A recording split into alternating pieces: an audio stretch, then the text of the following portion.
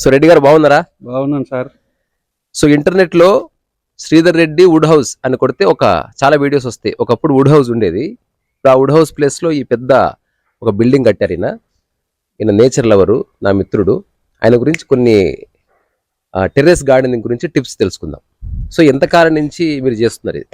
ఈ terrace garden last 6 to 7 months అవుతుంది ఇది స్టార్ట్ చేసి. Okay okay. అంతకుముందు మనం గ్రౌండ్ గార్డెనింగ్ చేసేవాళ్ళం వుడ్ హౌస్ ఉన్నప్పుడు.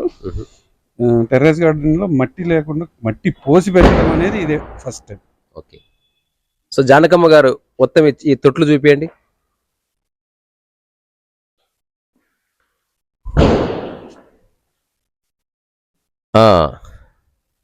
అమ్మ ఇటు చూపియమ్మా. ఇట్లరా.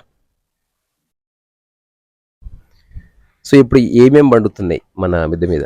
మన మిద్దె మీద దాదాపు 6-7 రకాల కూరగాయలు ఉన్నాయి, ఒక 5 రకాల ఆకుకూరలు ఉన్నాయి, ఒక 10 రకాల పండ్ల మొక్కలు ఉన్నాయి దీంట్లో, 10-12 రకాల. సో ఇది నిమ్మ, గజ నిమ్మ లాంటి. కెమెరా హ్యాండిల్ చేస్తుంది మా జానకమ్మ గారు. అమ్మా ఈ నిమ్మకాయలు చూపియవే, మెల్లగరా, చూసుకో కింద.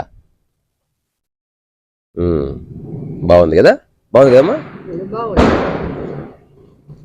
ఇంకా తర్వాత కొన్ని పళ్ళ చెట్లు చూద్దాం. అరటి చూడవే. దీని అరటికెల్ వచ్చిందా?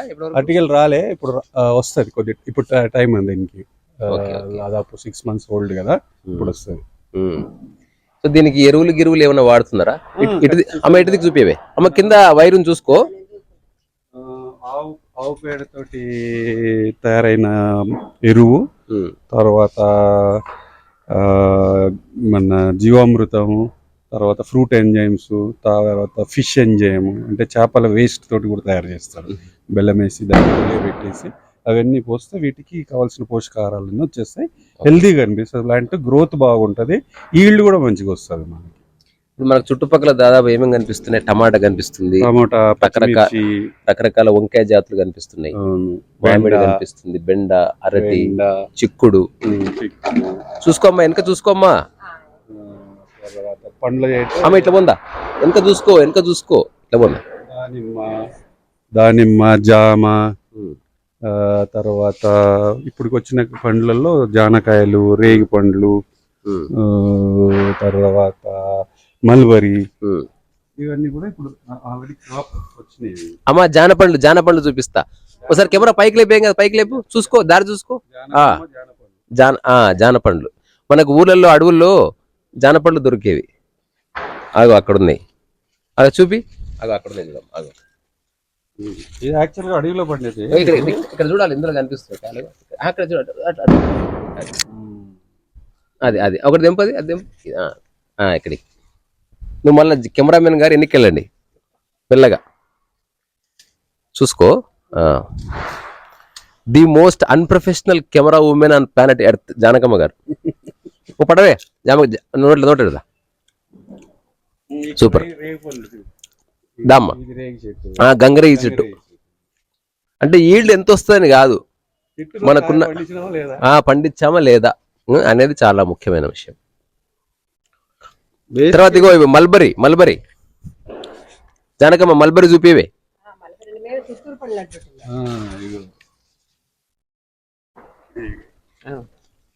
రిజిస్టర్ అయినాయా కెమెరా?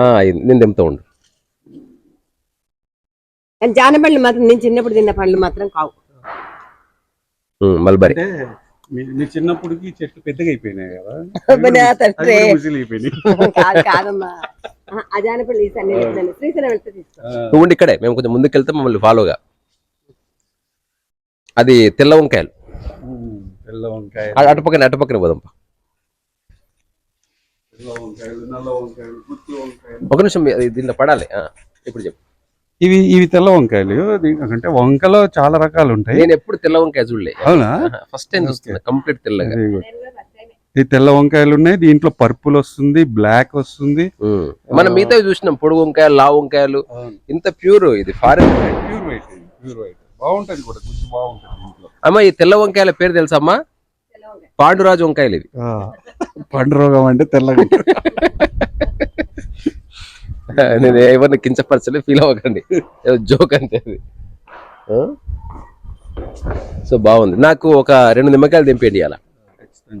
ఇది ఇంకా రా రామ్మా రా రా. కనిపించింది నిమ్మకాయ తెంపుతున్నావు.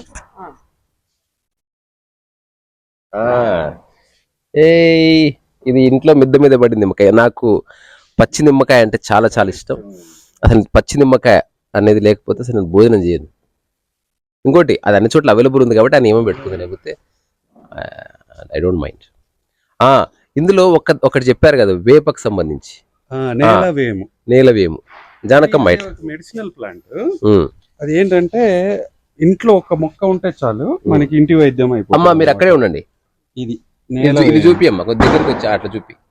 ఇది జ్వరం వచ్చిన ఒక ఆకు నోట్లో వేసుకొని చిన్నగా లాలాజలం మన గొంతులో కనిపిస్తుందమ్మా. ఇది కనిపిస్తుందా చెయ్యి? ఈ చిన్న ఆకు మన వేప ఆకు నవిలిన దానికంటే చాలా చాలా రెట్లు చేదు ఉంటది. ఇది మనకు షుగర్ కంట్రోలింగ్, డయాబెటిక్స్ వాళ్ళకి, తర్వాత లివర్ ఎన్లార్జ్ అయిన లివర్ డీటాక్సిఫికేషన్ చేయడానికి, జ్వరం వస్తే జ్వరం తగ్గించుకోవడానికి, థ్రోట్ ఇన్ఫెక్షన్స్ దగ్గర దేనికైనా మనకు వస్తుంది అన్నమాట. ఇది మల్టీవిటమిన్ టాబ్లెట్ మాదిరి. ఇది మల్టీవిటమిన్ మల్టీ డిసీజెస్ ని కంట్రోల్ చేసే మొక్క. ఓకే, సో ఇప్పుడు చెట్లు పెంచడం అనేది ఊరికి ఒక పని కిందికి రాదు. ఇది సరిగ్గా చూస్తే ఒకానొక ధ్యాన ప్రక్రియ. సో మనిషిని తనను తాను పరివర్తన చేసుకోవడానికి దీన్ని ఒక ఆధ్యాత్మిక మార్గంగా చూడొచ్చు. కరెక్ట్. దీంట్లో ఒక మనిషి జీవితం యొక్క సంపూర్ణ స్వరూపాన్ని అర్థం చేసుకోవచ్చు. మన కళ్ళ ముందే ఒక జెన్ స్టోరీ ఉంటుంది అనమాట. జీవితం అంటే ఏంటని తెలుసుకోవాలనుకుంటుందంటే ఒక పుస్తకం ఇచ్చి, ఒక చిన్న మొక్కనిచ్చి ప్రతిరోజు డైరీ రాయని చెప్తాడు. పుస్తకం ఇచ్చి డైరీ ఏం జరుగుతుంది అది నిష్పక్షపాతంగా రాయాలి. అప్పుడు వాడు రాయడం మొదలు పెడుతుంది. ఏంది గురువుగాడు బక్వాస్తున్నాడు ఇది చెప్పాడు అనుకొని రోజు రాస్తుంటాడు అనమాట. ఈరోజు కొంచెం మొక్క పెరిగింది, ఆఫ్టర్ 3 months చాలా ఆకులు గీకులు వచ్చాయి, ఇంకో 3 months తర్వాత కాయలు వస్తున్నాయి, ఇంకొక 1.5 years తర్వాత మెల్లమెల్లగా కొంత చచ్చిపోతుంది, ఇంకొక 1 year తర్వాత పూర్తిగా మొక్క చచ్చిపోయింది. ఆ మొక్క చచ్చిపోయిందని వాడు రాసినప్పుడు వాడు మొక్క మీద చిరునవ్వు ఉంటుంది అనమాట. అంటే వాడు ఒక మొక్క యొక్క సమగ్ర జీవితాన్ని చూసినాడు. అప్పుడు వాడు ఏం చెప్తాడంటే భగవద్గీత లేకపోతే ఏ మత గ్రంథానికన్నా పవర్ఫుల్ గ్రంథం రా ఇది, నువ్వు రాసింది ఇది అనుభవంలో నుంచి వచ్చింది అంటాడు అనమాట. కరెక్ట్. అందరూ రాసిన ఇది నువ్వే రాసుకున్నావు. ఇప్పుడు నేను ఈ ఇంటర్వ్యూ చేయడానికి క్రెడిబిలిటీ ఏమిటంటే నేను కూడా ఎప్పటి నుంచో చెట్లతో అసోసియేషన్ కలిగి ఉన్నా. మా కర్మ బాలేక మాకు పొలాలు అవి లేవు కాబట్టి ఇట్లా చిన్న చిన్న దాంట్లో ట్రై చేస్తున్నాం. సో నిజంగా ఎవరి దగ్గర ఒక ఇండిపెండెంట్ హౌస్ ఉండి దానికి ఆనుకొని కొంత ప్లేస్ ఉండి ఒక ఓపెన్ మైండ్ ఉంటే నాకు ఇవ్వండి. నేను అవసరమైతే ఎంత తక్కువ రెంట్ అయినా ఇచ్చి, ఎక్కువ రెంట్ కాదు, కూరగాయలు ఇస్తాం కదా, కూరగాయలు ఇస్తావా అసలు వచ్చిన అందరికీ ఐ డిస్ట్రిబ్యూట్ మంచిగా వండి పెడతా. నాకు చేయాలని ఉంది కానీ లైఫ్ టైం ఏమో కొంచెమే ఉంది. మనకు చేసే వసతి లేకపోతే కాలం గడిచిపోతా ఉంటుంది. అఫ్ కోర్స్ మనకున్న పరిధిలో మనం క్రియేట్ చేసాం. నేను కూడా వుడ్ హౌస్ కట్టినప్పుడు పొలం కొనాలని 3 ఎకరాల పొలం కోసం తిరిగి రేట్లు పెరిగిపోయి అలసిపోయి లాస్ట్కి ఏం చేసినామంటే ఇట్లా టెర్రస్ గార్డెనింగ్. ఏ మొక్క పెంచుకోవాలంటే కుండీలో పెంచుదాం. సో ఇప్పుడు ఫైనల్ గా ఇవ్వకూడని సలహా ఏంటంటే అట్లీస్ట్ ఒక్క మొక్కనన్నా మనిషి పెంచాలి. నువ్వు ఎక్కడికి పోయినా ఏ ఊరికి పోయినా ఎవడో ఒకడికి ఆ మొక్క బాధ్యత అప్పచెప్పాలి. ఎక్కడ ప్లేస్ లేదనుకోండి, ఫుట్పాత్ పక్కన రోడ్డు పక్కన ఒక మొక్క నాటి అది పెద్దగా అయ్యి పెరిగేదాకా దాన్ని సంరక్షణ ఎవరికి చెప్పొద్దు. నిష్కామ కర్మ చేయాలి అంతే. అది నెక్స్ట్ జనరేషన్ పనికి వచ్చే మొక్క వేస్తే ఇంకా మంచిది. మామిడి చెట్టు ఇట్లా పండ్ల చెట్లు వేస్తే మీరు తినరు పళ్ళు, నెక్స్ట్ జనరేషన్ వాళ్ళు తింటారు. అట్లా అయితే ఎంత చెప్పినా స్వయం స్ఫూర్తి కలిగినంత వరకు, స్వయంగా చైతన్యంలో మార్పు రానంత. సో ఇప్పుడు ఈ టెర్రస్ గార్డెన్ గురించి మీ ఐడియాస్ చెప్పండి. అంటే ప్రపంచానికి ఈ మోడర్న్ డే వరల్డ్ లో ఇది ఎందుకు అవసరం, ఎందుకు చేయాలి మనిషి? యాక్చువల్గా మనం పల్లెల నుంచి వలసపోయి పట్టణాలకు వచ్చినప్పుడు కాంక్రీట్ జంగల్లో నివసిస్తున్నాం. అంటే మనం పల్లెటూరు వాతావరణం చాలా దూరంగా నివసిస్తున్నాం. సో అప్పుడు ఏమవుతుంది, ప్రతి వస్తువు కొనుక్కోవాలి, పొద్దున్న లేస్తే ఏది కావాలని అది కావాలి. అదే మనం పల్లెలో ఉంటే ఏది కావాలన్నా పెరట్లోకి పోయి కరివేపాకు కావాలన్నా, కొత్తిమీర కావాలన్నా, ఏది కావాలన్నా పచ్చిమిరకాయలు కోసుకొచ్చుకొని ఇంట్లో వంట వండేవాళ్ళు పూర్వం. మన అమ్మమ్మలు 4 fathers. కానీ ఇప్పుడు ఏమైంది, అది కోసుకొచ్చుకోకుండా సూపర్ మార్కెట్కి పోతున్నాం, నడుచుకుంటూ పోయి ఆడొకటి కొనుక్కొచ్చుకోవడం, వంట వండడం. సో అది ఒకటి. రెండోది వచ్చేసి మనం పండించిన పంట మనం తినే తృప్తి, బయట ఎవడో పండించిన పంటను అది మందులు కొట్టేసి పండించిన పంటను తిని ఆరోగ్యాలు పాడు చేసుకుంటున్నాము. దానికోసం అది కూడా నివారించుకోవడానికి మనకి ఖచ్చితంగా పెరటి తోటలు, గ్రౌండ్ గార్డెనింగ్ ఉంటే గ్రౌండ్ గార్డెనింగ్, ఏది లేకపోతే మట్టిని సేకరించి టెర్రస్ గార్డెనింగ్ కూడా చేసుకోవచ్చు అనమాట. సో ఆ టెర్రస్ నాకు మీరు చెప్తుంటే, నువ్వు చిన్నగా ఉన్నప్పుడు జానకమ్మ ఎక్కడ ప్లేస్ ఉన్నా అక్కడ ఏమేమి పెంచుతుంటివి? నేనా? ఆ, అన్ని ఆకుకూరలు అన్ని, చెప్పు.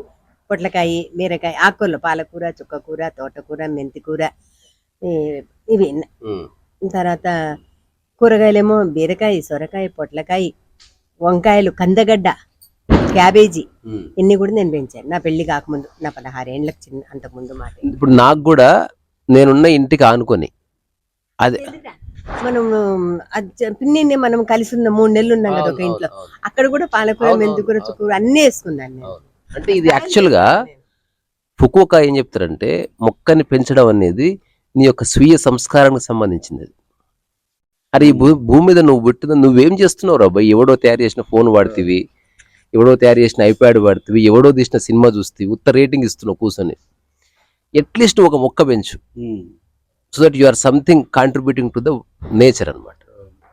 ప్రకృతి నిన్ను పెంచినట్టు నువ్వు మొక్కను పెంచు. అయితే ఇప్పుడు ఎవరైతే చూస్తున్నారో, నాకు నిజంగా ఎవరన్నా నా ఇంటికి ఆనుకొని, నేను ఒక గది చాలు నాకు, ఆ గదికి ఆనుకొని కొంచెం పెద్ద ప్లేస్ ఉంది అనుకో, మరి ఎకరం అనను కానీ ఒక 500 గజాల ప్లేస్, 500 కూడా ఎక్కువే అంటే నేను అనుకుంటున్నా ఉంటే నిజంగా అద్భుతంగా. నేను అంటే ఆకుకూరలు అవన్నీ ఏం జానకమ్మా అట్లా ఎవరన్నా ఆఫర్ చేస్తే విల్ టేక్ ఇట్. అలాగని ఎక్కడో సిటీకి దూరంగా వేరే ఊర్లో, సిటీలో ఉండాలి అది. సో మనకేమో ఎత్తుకులాడితే దొరకవు. వాకబుల్ ఉండాలి. ఇప్పుడు దగ్గరైనా వాకబుల్ లో ఉంటేనే, దూరం ఉంటే అసలు కుదరదు. ఎందుకంటే మనం వెళ్ళి చేయాలంటే మళ్ళీ టైం సరిపోవట్లేదు. అది మెయిన్. ఇప్పుడు ఈ టెర్రస్ గార్డెన్ గురించి మీరేమేం చేస్తున్నారు? మీ డ్యూటీ ఏమిటి? నా డ్యూటీ రోజు వాటరింగ్ చేస్తాను. మొక్కలకి తవ్వడం గాని, మట్టి ఆ కలుపు తీయడం గాని, దానికి కొన్ని ఎంజైమ్స్ తయారు చేస్తా, జీవామృతం చేస్తాను.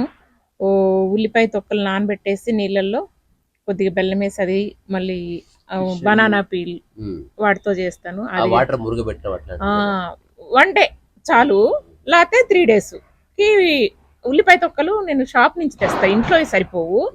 అక్కడ వెళ్తే బస్తా నిండా తీసి పెట్టిస్తున్నాడు. అది నానబెట్టేసి 3 days ఉంచి పోసేస్తా, కొద్దిగా బెల్లం కలిపి.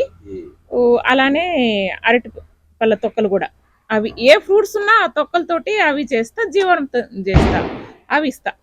ప్రస్తుతం అయితే అవి చేస్తా. అంటే గ్రౌండ్ గార్డెన్ ఉన్నప్పుడు ఫిష్ ఎంజైమ్ చేసా, ఫ్రూట్ ఎంజైమ్లు ఇవన్నీ చేసా, డీకంపోజర్ కూడా తయారు చేసే వాళ్ళము, ఇవన్నీ చేసినాం. ఇప్పుడు ఓన్లీ వీటి వరకే చేస్తున్నా. మొత్తం నేనే చేస్తున్నా, మొక్కలు నాటుకోవడం అన్ని. ఇప్పుడు ఈ ఫ్రేమ్ ఎవరైతే చూస్తున్నారో వాళ్ళకి లాంగ్ షాట్ లో మనం కనిపిస్తున్నాం. అంటే నా ఉద్దేశం ఏంది, మనం ఇంపార్టెంట్ కాదు. అక్కడ చిరంజీవి కనిపిస్తేనే జనాలు చూస్తున్నారు. సో మనల్ని చూడడం ఇంపార్టెంట్ కాదు.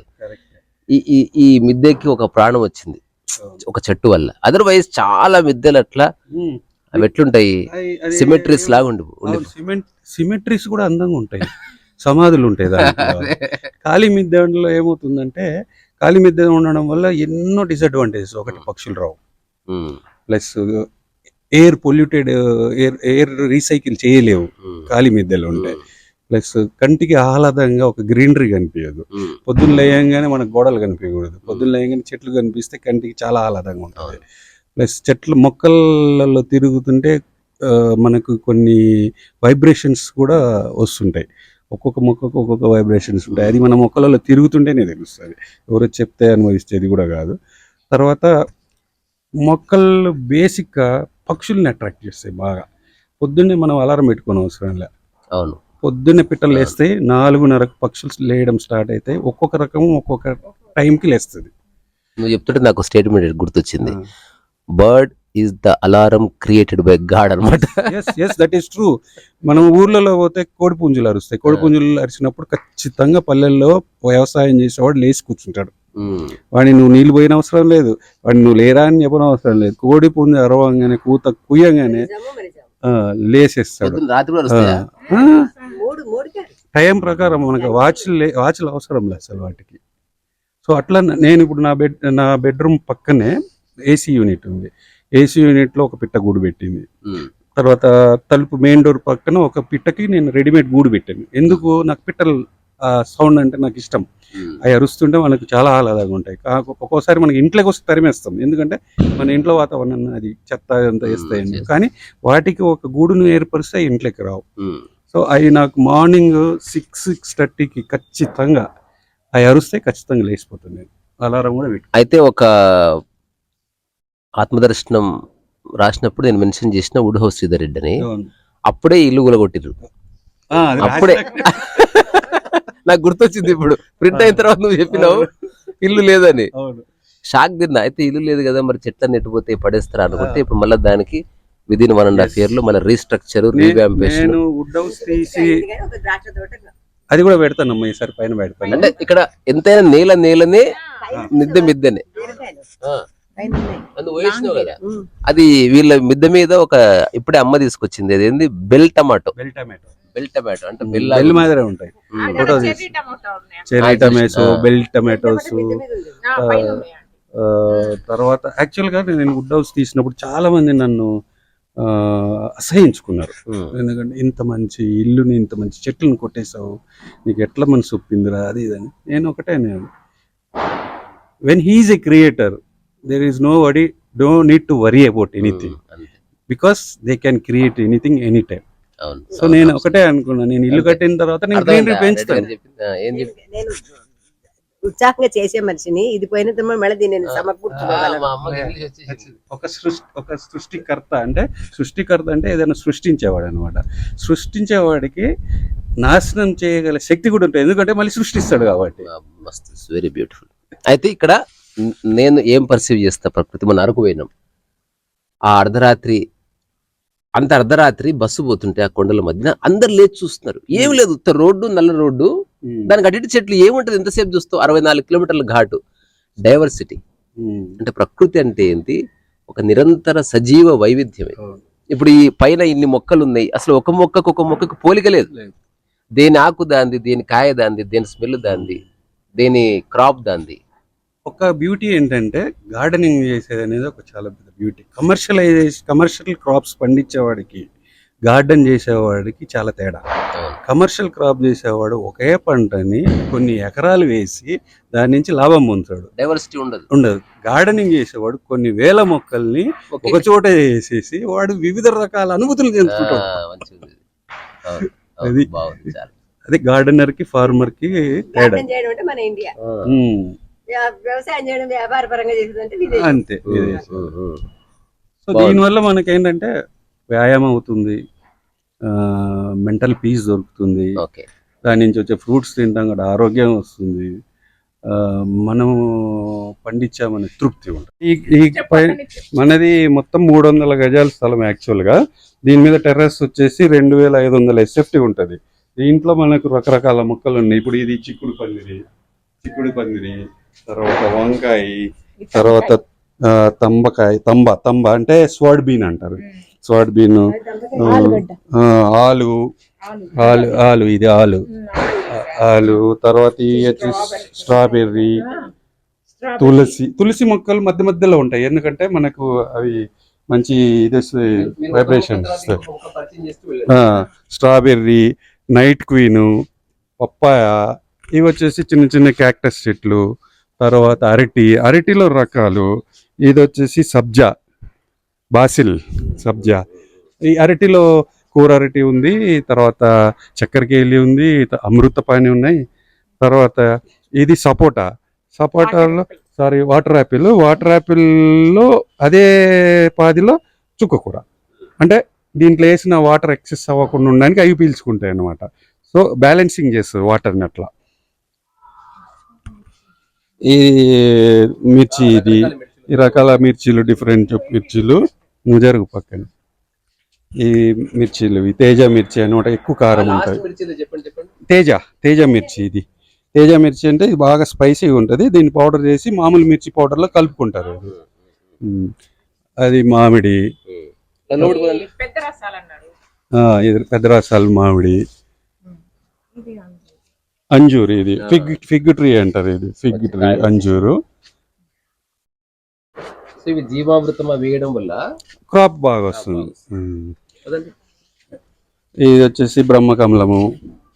తర్వాత ఇది వచ్చేసి పీస్ లిల్లీ ప్లాంట్ తొట్టులోనే మళ్ళీ పాలకూర. ఇవన్నీ కూడా వాటర్, ఇది మన మనీ ప్లాంట్స్. ఈ స్పైడర్ ప్లాంట్, ఇది స్పైడర్ ప్లాంట్. ఇది వచ్చేసి మన కాలాజామున్, నేరేడు కాలాజామున్. దాంట్లో మళ్ళీ సొజ్జలు ఎందుకు వేస్తామంటే మామూలుగా బేసిక్గా ఈ పిట్టలకి ఆహారం కోసము ఈ కంకులు వచ్చినప్పుడు అవి తింటుంటాయి అనమాట. వాటికి సపరేట్గా మనం గింజలు ఏం అవసరం లే. ఇంకా ఈ వాటర్ లిల్లీస్ ఇవి. తర్వాత ఇది ఒక రకం వంగ. ఇది చూడండి, దీని కాయలు ఇవి లావుగా ఉంటాయి. దీంట్లో 2 రకాలు ఉన్నాయి మళ్ళీ, నలుపు తెలుపు. ఇది స్టార్ ఫ్రూట్ లోనే ఇవి 3 మొక్కలు వేసామన్నమాట.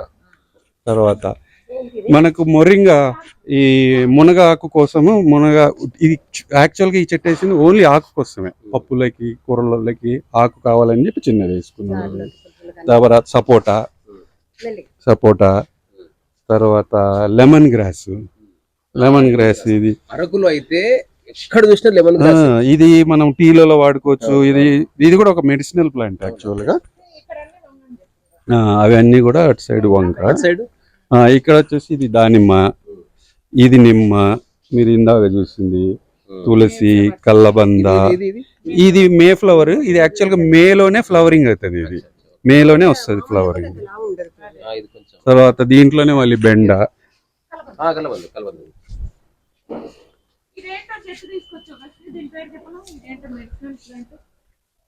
అది పేరు మర్చిపోయాను. అవును, అది పేరు మర్చిపోయాను. తర్వాత ఈ పుదీనా. తర్వాత ఇది మరువము. ఇది స్పైస్ ప్లాంట్, ఇది బిర్యానీ ఆకు. ఎండబెడితే అదే కదా. ఇట్లా అవును, కరెక్ట్. బిర్యానీ ఆకు. ఇది సీతాఫల్లో మళ్ళీ వంగ. ఇందాక చూసారు కదా మీరు, వైట్ వంకాయలు. ఇది జామ.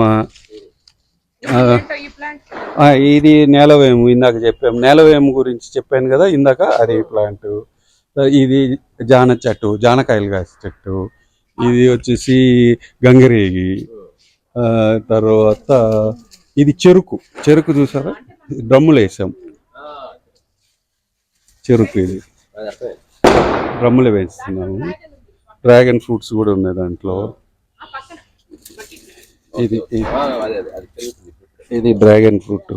ఇది తోటకూర. మధ్య మధ్యలో తోటకూర కూడా వస్తుంటాయి. తోటకూర. ఇది వచ్చేసి మల్బరీ ఆకులు ఇవి. తర్వాత కొన్ని ఆర్నమెంటల్ ప్లాంట్స్ ఉన్నాయి. ఇవన్నీ కూడా ఆర్నమెంటల్ ప్లాంట్స్. ఇది 10 years old ప్లాంట్. ఇది ఆర్నమెంటల్. ఇది ఇవన్నీ కూడా డెజర్టెడ్ ప్లాంట్స్, క్యాక్టస్ ప్లాంట్స్. తర్వాత జేడ్ ప్లాంట్. ఇది జేడ్ ప్లాంట్. ఇది రణపాల చెట్టు అంటారు. దీనికి మనకి మెడిసినల్ ప్లాంట్. ఇది కిడ్నీ స్టోన్స్ అవి పోవడానికి, కిడ్నీ వ్యాధులు పోవడానికి రోజు చిన్నదైతే ఒక ఆకు, పెద్దదైతే సగం ఆకు ఉట్టిగా నమిలేయడమే. సో నేను చెప్పొచ్చేది ఏంటంటే, మన ప్రతి ఒక్క మనిషిలో ఒక సంకల్పం ఉంటుంది.